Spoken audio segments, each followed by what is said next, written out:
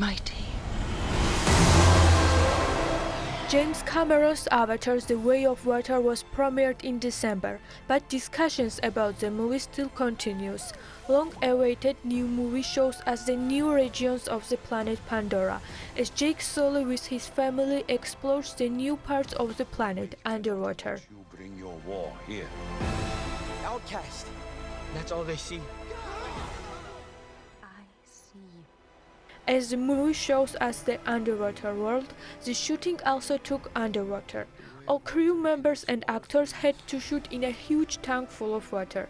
To do so, they had to train holding breaths underwater and also to act while doing so. For breath holds, they were trained by freedive instructor Kirk Krack. Kirk has trained 7 athletes to 23 world records and dozens more to hundreds of national records. Also, he has done over 10,000 dives in extreme environment. For the Avatar, Kirk has worked alongside James Cameron more than 5 years, and while talking to us, he remembers their working process and meeting first time with the director. Work with James Cameron's amazing. I first met him, I was on a flight going to Los Angeles, and I just so happened to see him walk by before, boarding the flight. And when I tried to, I wanted to meet him. And so when I tried to find him, I couldn't find him. And then I get on the flight and there he is in, seats 1A and B with his wife. So I went back to my seat, and on a business card on the back, I started making highlights of my career. So I'd worked on the documentary The Cove, which uncovered the slaughter of dolphins in Japan, that had won an Oscar. I trained special operations groups. I trained 7 athletes to 23 world records. So I made a little Twitter resume on the back of a card. And then halfway through the flight, I walked up to him and I said, "Nothing ventured, nothing gained. My name's Kirk, I'm a freediver." And I went to give him my card, and right away he was like, "How long can you hold your breath?" And we talked for the next 15 minutes about scooters and freediving and movies and, all these different things. And then I had always wondered if he kept the card or if he just put it in the front seat and, and then a couple of years later, about 4 or 5 years later, I was in this area in the South Pacific where during World War II, 50 ships of the Japanese fleet were sunk, and I was technical scooter freediving. So I was doing breath hold dives using underwater scooters. And I got an email from a friend who had worked with him on Challenger Deep, where he went back, the third person to go back to the deepest spot in the world, the Marianas Trench. And he said, "Kirk, answer your phone. James Cameron's trying to call you. And it's about, the new Avatar in LA." And I met him for 2 hours at his ranch. And he told me about the avatars, all the different movies and kind of the story arc, and that there was these Metakain and they were going to be free divers, and some of the problems they were having trying to figure out how they were going to shoot and capture the technology, because they were going to use the dotted suits, right? And these cameras that ring the tank reflect on the dots and the computers pick it up, but any bubble in the water from a scuba tank or a rebreathers would throw the computers off. And they were thinking, could they do breath hold? And I said, well, absolutely, that's what I would do. And I said, what I would do is, I could train not only the actors, but the grips and the camera people and everyone who needed to be in the water, bubbleless. I would train them in breath hold. How it was to work with James Cameron. As I know, he is also a free diver and his record is 5 minutes. Just to be with such an iconic underwater figure who's been to the bottom of the Marianas Trench, 10,900 meters, right? He's produced all these amazing water movies. Like when I was growing up, The Abyss, about living in an underwater habitat, I mean, that was a life-changing movie for me. That was the thing that wanted me to go deep, stay long, and be underwater for as long as I could. And it really charted my career into getting into not just free diving, but technical diving. I mean, I used to do deep decompression into the 170-meter range, 6.5 hours, 9 tanks, scuba tanks hanging off me to do these sorts of dives, to eventually going into free diving, and to just be able to work with him and to help him realize his vision for Pandora underwater. Because the first time I saw Avatar, you, as a diver, when you saw the first Avatar, you recognized all of these water elements he's put into the land, and you get it because he's a water person. And then immediately I thought, like, can you imagine what Pandora underwater would look like in James Cameron's mind?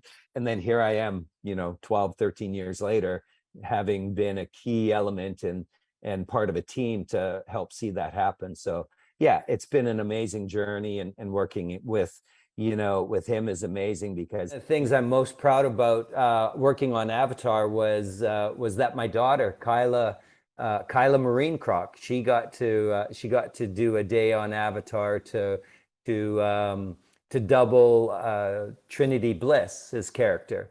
And so yeah, it was really neat to see her out there, and I'm super proud of her because she's a great free diver in her own right.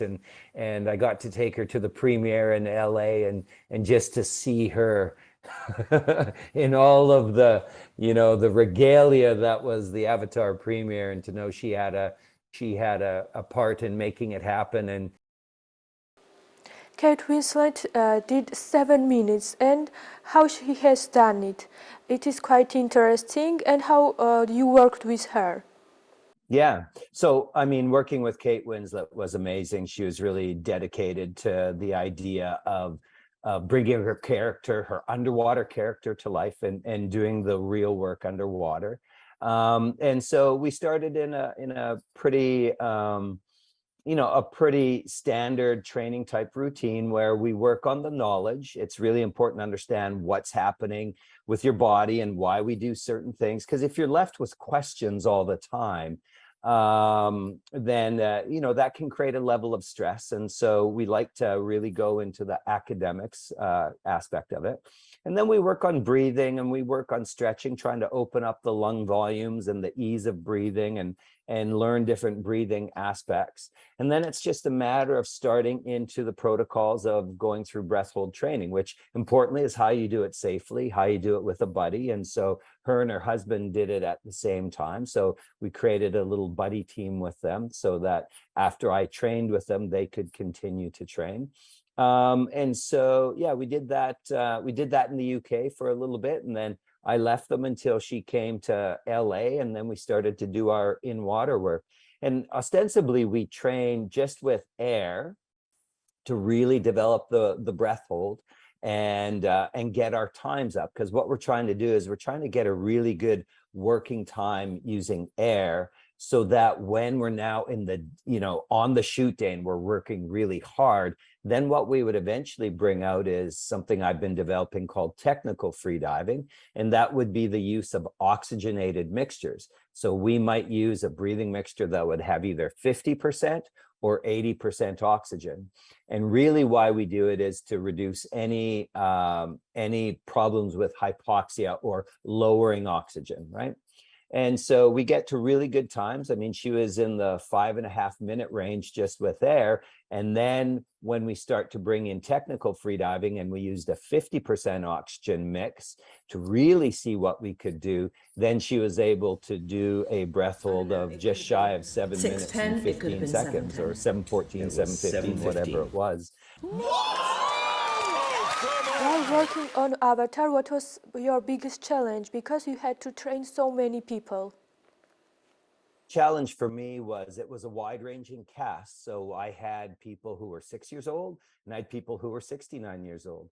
I had people who had a lot of good water experience and ability, maybe not necessarily free diving, but they were swimmers. Some of them were already scuba divers. And then I had some people who hated water. They really didn't like it. They had little phobias or fears of it. And so what I had to do was I had to train the actor, and then I had to train the character. So the actor I'm training in basically their ability to hold their breath and be and work underwater, right? And be comfortable with it, and work within the idea of how we're making a movie. So what you can't do is you can't have this actor underwater looking like they're holding their breath when their character is supposed to have literally been born in the water, right? And spends all their day in the water playing. So they can't be down there looking like they're holding their breath. So one thing is to train the actor in breath hold skills, safety, the protocols, how we're going to do breathe ups when there's 200 people around the tank, including James Cameron himself, and we're trying to synchronize all of those different people, all of those different departments around this scene. And then I have to You train the also work character. one of the biggest stars in the Hollywood with Tom Cruise. So how it was the working process on Mission Impossible? Right. Yeah. Yes. Working with Tom Cruise on Mission Impossible. It was the Rogue Nation one. And I was at a diving conference and I got a call from one of the producers saying, I got an email saying, Kirk, call me right away. I need to talk to you. And I recognized the name. I knew it was in the movies and I called him and he said, listen, normally there'd be non-disclosure agreements. We don't have time. It's Tom Cruise, it's Mission Impossible, and we needed you a month ago. Right. And he told me the basics of this breath hold scene and what was going to go on and how would I approach it. How would I train Tom? Because Tom wants to have this one big, huge underwater breath hold scene. And so I kind of gave him a quick outline and he said, I'll get back to you. And 2 days later, I was back home and my wife, Mandy, woke me up at the time and she said, listen, they want you on a flight at noon to England. I was like, what? It'll have to be tomorrow. I mean, I've got other things going on that I need to reschedule. So like within getting the call to actually being in England was less than a week. And so I spent 2.5 months training Tom in England for this. As I know, Tom Cruise was training more than he's supposed to train.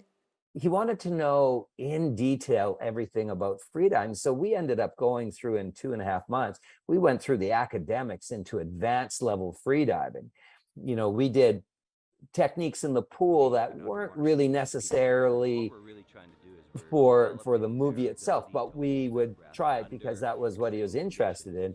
And then at one point, we were coming up to our Christmas break and he wanted to do diving in the open water. So he ended up flying myself and my wife and my daughter in, and we went and trained in the ocean for a couple of weeks, right? And he ended up getting to 40 meters, 130 feet in the matter of like 4 days equivalent.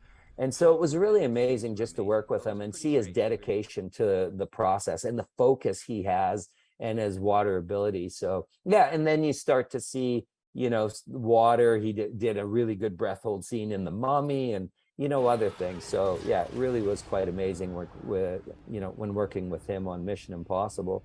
And then, a year later, I was training Margot Robbie on Suicide Squad. And that was fun. I was working with her stunt double, and then some other people who just had an interest in learning breathing and breath hold. But what was great about working with Margot Robbie is, she eventually got up to like a 5.5 minute. Her and her stunt double had a little competition going, and they both got up into the 5.5 minute range.